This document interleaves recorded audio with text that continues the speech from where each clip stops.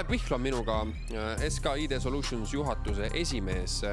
SK ID Solutions siis spetsialiseerunud on rahvusvaheliste e-identiteedi lahendustele.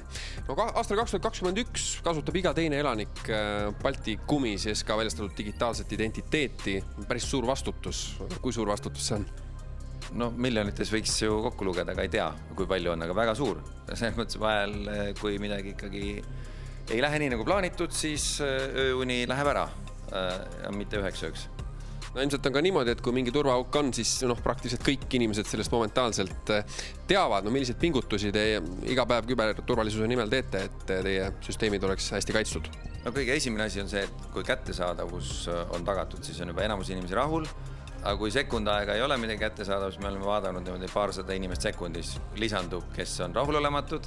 Ja kui minut juba täis on, siis on nagu ajakirjanduses on suured lood igal pool Baltikumis. Nii et me pingutame kindlasti selle nimel, et asjad oleks kättesaadavad, aga veelgi enam selle nimel, et kõik, mis seal sees on, oleks terviklik. Ma arvan, et tervikluse kadu on see, mida me kõige rohkem kardame.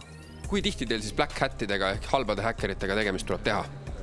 Õnneks mitte tihti, aga mõnikord siiski, et on ikkagi meid ka üritatud rünnata ja mõnikord ka siis meie kliente ja nad on olnud edukad ründad mõningad. No, saad sa öelda numbri näiteks 6, keskmises 6, mitu rünnakut?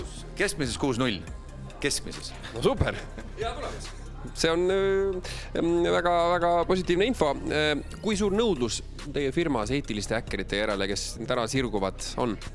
No meil on ilmselt selline permanentne töö pakkuda sellistele inimestele, pluss me palkame väljast üsna tihti neid, kes siis tulevad ja proovivad meie infosüsteemi rünnata. Nii et ma arvan, et me anname tööd aastas keskmiselt 5-6 sellisele inimesele.